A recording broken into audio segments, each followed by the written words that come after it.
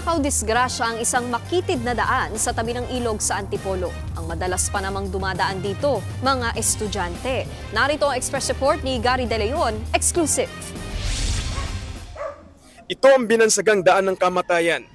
Makitid na nilalakaran sa gilid ng Bulao River sa barangay Munting Dilaw sa Antipolo City, Rizal. Ni hindi kasya ang dalawang tao at hindi pwedeng magkasalubong. Isang maling hakbang diretso sa ilog.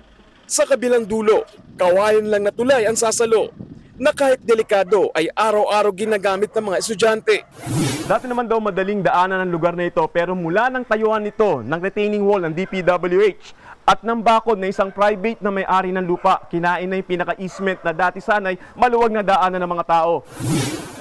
Kaya ang residente na si Ricky Litaw, gumawa na lang ng tulay na kawayan lalo't may nahulog na raw dyan noon. Mahirap po. Lalo pag gabi. Oo po, gabi. Oo. Parang nasanay na lang din po na dumaan ng gabi rito. Pag parang wala na. Dati takot na takot kasi bangin eh. Dagdag pa ng mga residente, meron namang ibang daan. Yun nga lang napakalayo at hindi pa sementado. Sagot naman ng barangay.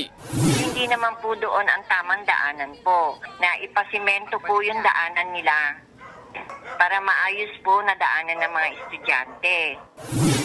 Nasa 100 pamilya ang apektado. Bukod dyan, inabutan pa ng News 5 ang hindi pa tapos na flood control project doon na nagkakahalaga ng 25.4 million pesos.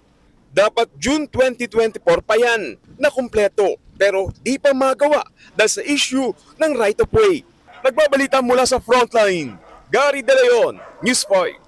Mga kapatid, Nikki de Guzman po. Para sa pasada ng mga rumaratsyadang balita, mag-follow at mag-subscribe na sa social media pages ng News 5.